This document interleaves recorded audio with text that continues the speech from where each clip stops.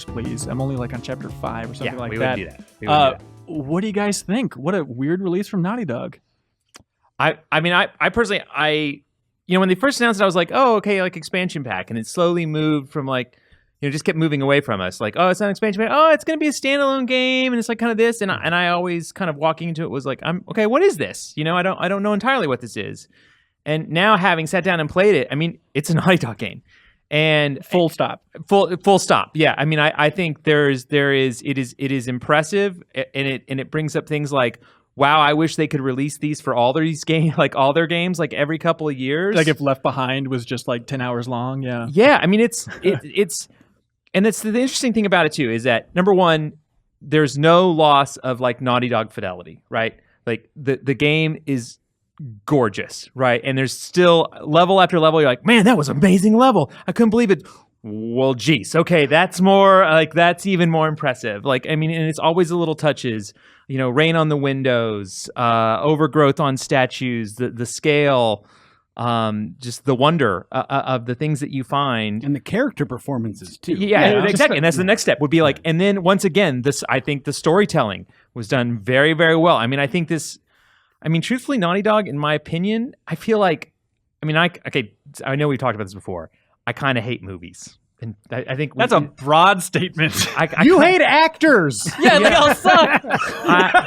So I know it's a broad movie, and I do like movies, but it's just like it has to be a really good movie for me to like it, right? Like really great movies I love, but most movies I'm like, that's kind of dumb, right? I really, just because they're not interactive, I like video games way more, so I definitely am biased in this discussion. Yeah. But I feel like Naughty Dog's games compete with, I mean, maybe not the tip of the top movies, but I mean, I feel like they beat 90% of the movies out there as just far as storytelling level, just storytelling level and acting level. I mean, I think Laura Bailey and Claudia Black like kill it. Like they are great. They are fantastic in this, and the motion capture in it is amazing. There's a lot of stuff kind of told through facial reactions, things like that are all done in game, all spectacular. I mean, the gameplay, early Uncharted, I could definitely make fun of the shooting and then, but I really feel like it's come into its own over time. It has that kind of, it's never entirely perfect, right? Do you know what I mean? I think it's kind of intentionally unperfect. And this plays almost identically to just Uncharted 4, right? There's not some twist coming up later that I haven't experienced yet in terms of gameplay. All the same mechanics. Yeah. All the same mechanics. I mean, I think the only thing that is different, and I said this is not a spoiler, but that they have a level that is open, that is bigger than any other level they've done, and it gives you a chance to, I mean, it's still a linear game, but you can go there, you can go there, you can go there. And inside this, like, you can go there. There's a bunch of hidden stuff, like treasures that you can find. I mean, once again, some people go like, the treasures, they don't mean anything. Sure. Yeah. But there's treasures in those places that have people guarding them, and they have little puzzles to get to them. Joe, I'd love to hear your take on this. You're a big open world guy, because I experienced that, and I drove around. It's like, this looks great. Mm-hmm. It's a cool way to show off their tech, maybe push their tech for the future of Naughty Dog. Who knows? But then ultimately, I was like, well, what's the point? Where's the next story beat? Oh, it's in this place? Okay, I'm just going to go there. Yeah, I mean, I think it's not open world in the sense that we think of open world games. No, it's just one open area. Having mission. Yeah, it's just a large area that you get to explore. But I mean, I think that's actually great for Uncharted, because like it's a series that, for as wide open as they can like make it look sometimes, it's still very much a sort of corridor experience. I mean, they've been moving away from that in recent entries, but I think that's largely what you're signing up for with Uncharted. And I liked their experimenting with that, with the sort of larger world part of it. Yeah. Reminded me of the same sequence from 4. Was it Africa where you got Madagascar? Yeah, Madagascar. Mm-hmm. But as Andy said, there's maybe more points of story interest that you can go to. But Madagascar is wide open where you're finding treasures, things off the beaten path too. Yeah. Do you think it's the most interesting part of Lost Legacy is just them experimenting with that more wide structure? No, I think I really feel like when I finished this game, and the first thing that came to my mind is I absolutely adored Nathan Drake, and I thought he was funny, and I really enjoyed Uncharted with him in it. And I finished this game, and I said he could never come back. They could stick with new characters in the same formula, And it could be those two, it could be other people, but as long as the production value and everything is where it is, like I'm in. Right, it doesn't have to be Nathan for it to be as enjoyable as I found this game. Do you think you just love Naughty Dog experiences and that level of craftsmanship, or do you love specifically the Uncharted formula? I mean, Reiner focuses on this in his review. It's just the idea that that Uncharted isn't necessarily dead as an experience just because the character that we've associated with it for so long is. So I don't know. I guess Reiner could say one thing I'll say, Joe cut this from my review just minutes ago, where I talk about Indiana Jones is very much, that's his identity, right? Like he is that franchise. And to a degree, Lara Croft is Tomb Raider, right? Like I think you can't put someone else there. But what you find here after playing this game, you have that question looming over you as you go into it. Like, how is it going to be without Nathan Drake? It turns out the heart of this game is the adventure itself. And you realize that as you're going along. Like, you could throw, like Andy just said, anyone into that. Naughty Dog nurtures those characters just as much as Drake, but gives you something different. But that heart of the adventure is still the same, right? Like it does feel like another level almost, or another area that you're going into with similar conventions at play, but with wildly different personalities. You got MacGuffins, you got quips. That's basically the formula. That's totally the formula. I mean, and I laugh, and I still laugh at. I mean, I laughed many times the way the characters interact. I think they do interacting characters better than anyone, really. I mean, as far as like just kind of, wrapping around with little inside jabs and jokes, and just kind of like the relationship that forms between those characters, and that's fun. Do you know what I mean? And it's fun to watch them. But also too, I mean, I thought they were both. I mean, I remember them from the other games, you know what I mean? But I never really, I never really concentrated a whole lot on them. And then when you get this glimpse into who they are and where they're going and what they're all about, I found them fascinating. I mean, I really liked. I thought they were hands down the stars of this game. But as Reiner said, they're the stars because they fit in the formula, and that formula is fun. Right, is climbing on things quickly, shooting some dudes. Like kind of things fall apart below you. Yeah. Yeah. I mean, it does. You know what I mean? It's all the roller coaster ride. I like that roller coaster ride. Yeah. Two things real quick. One, so to answer directly your question before, I think the reason why this whole thing works is more tied to the identity of the Uncharted series itself than like a Naughty Dog adventure as a whole. That's part one. Thank you. Part two, I haven't finished the game like these guys have, right? But on the topic that was just being discussed, I am not totally blown away by these characters yet. I am 100% with you. I don't know if it builds somewhere. So what really makes it feel different is like other Uncharted games really ease you into the adventure. Like you already know Drake a little bit, and they sort of use that as a pillar to like rope in side characters and stuff along the way. But like I'm probably a good, 3 to 4 hours into this game at this point, and it just feels like the game sort of said, "Hey, you're Chloe now. Nadine's with you for some reason. Go get the MacGuffin." Yeah, 100%. I'm waiting for some sort of reveal. Well, you're starting this adventure midway through their heist, right? Yeah, like. It's like Uncharted 2, where you're dangling off a train, like almost dead. Like it's like, what the hell's going on? This has a similar thing, but less peril attached to that, where you're just like, what is happening here? But they kind of use that as for reveal moments, right? Like when everybody's seen the sequence where she gets up on the roof, and then there's Nadine, right? Even if they bring that around though and explain it eventually, at this point, like I think it just feels like bad pacing, and not in a way that like ruins the game for me, but like in a way that makes it not as good as previous Uncharted. I'm totally with you. Where I've been maybe like an hour and a half or something like that, and it's still, I just sat back and I was like, what do these characters want here? Like I understand they're after the tusk, but like I have no more sense of their personality or their personal goals or the storyline here. I will say I'm waiting for some big hits later on. My review goes into all this, right? Okay. Like that. Yes, early on it is a little confusing exactly what the narrative thread is, like piecing that together. But once they lay all their cards on the table and you understand who they are and what their motivations are, it settles into an awesome groove. Okay, I'm excited. And there are some huge, really memorable moments that I don't want to even touch on. Not set pieces, but character moments. Character moments. Oh, great. Very, very specifically about these two characters that are, top of the tier Naughty Dog storytelling. Okay. Yeah, I think you're supposed to be confused at the start. But other games that do that and like only leave you hanging for so long, You know, it's like, hey, you're at what's going on with this train? Do a brief introductory mission, and then we're going to start unpacking this and understand personally where the characters are coming from at the start of their journey. Whereas this, it really just throws you in there quick. Yes, and then and it goes on for a bit. That's what I said in my review. It goes on a little long, but they get there. They really do. It's very cool. I mean, does it feel like too much to ask when you're? I mean, how long was this game for you guys, roughly? 7 to 8. Yeah, maybe? I'd say 7 to 8. You know what I mean? Like, I think my game time was probably 7.5. But I mean, I died and did some other things, and I did some probably standing around at some point too. Yeah. I guess it boils down to a question of like, if I'm like, let's say like I'm 3 hours into this game.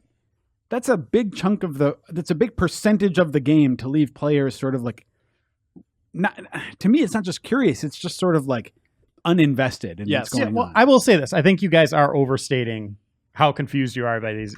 It's not complicated. I want to be more invested in what's going on. It's an adventure. I mean, it's like I understand that. It's not confusing. It's a question of, for me, like I said, it's a question of investment. It's like before I felt like, wow, like Drake and his brother, I like that story with them, what's going on in the prison. I'm interested in that. I want to see how this relationship evolves. And that, like in these games, that's the like carrot that keeps me playing. And in this, that is just that sense is more diminished than it's been in previous games of like, wow, I like these characters a lot. I really want to know what's driving them here. Yeah. One thing that's different here that I noticed as I was kind of breaking down the series is Uncharted 1 was very much, it's all about Drake and his family, right? The bond of family. First one was Drake and Sully. That's like a fatherly figure. Mm-hmm. The second one was with Elena, who's very much the love of his life. Mm-hmm. Third one is tough brotherly love, right? Like those are kind of fourth one, yeah. Third one's more with Elena, and then the fourth one's kind of a redoing of that Elena stuff. But those three people in his life are about that. This is very different. Like these are two contentious characters. Like they have differences between them.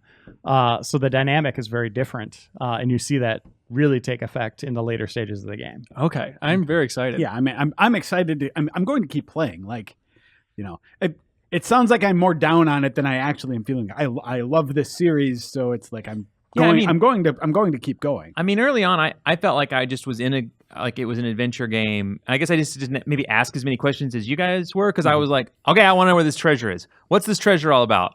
Who is this person? Why is this guy want to do what he wants to do? Mm-hmm. You know, kind of like I was, I think, looking at the broader questions. I think I became more invested in them, just as I think I approached it the same way. I was like, I don't know about you. You're not Nathan Drake, right? Yeah. And kind of as time went on, I was like, hey, all right, you're cool. You know what I mean? Like, okay, I want to hang with you. You know what I mean? Like as time went on, I think that was the kind of just getting to know them as you do through the game.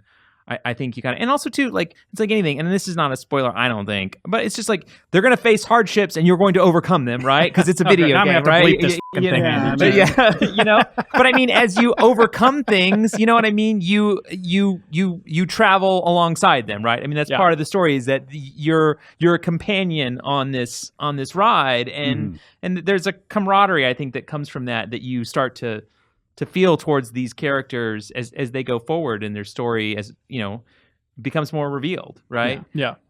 So it's fun. It's a high bar, but like Uncharted 4's fourth chapter, where you're walking through Nathan's home in the attic, and then eventually playing Crash Bandicoot on the couch. Like that's one of my favorite chapters in any video game ever. So to like expect that level of emotional investment with these characters in the early stages is too much to ask. But I hope that it gets to something in that flavor. That's also the fourth game. I mean, you knew everything you knew. The reason that level is good is because you had played 50 other hours. I think if that was even your first Uncharted, you would still get a lot of the basic beats. Obviously, you'd have more if you played all of them, but I still think it would be resonant if that was your first. I think you're also in Uncharted 4 specifically, you're also bringing with you a sort of, I mean, the game's called The Thief's End. It's bringing, there's a sense of finality in like almost everything you're doing in that game that I think just adds a level of weight that is hard to convey. And they are purposely trying to flesh out that character as much as they can for that big send-off, right? To make that as impactful as possible. This is very much like, we've met these characters before, but this is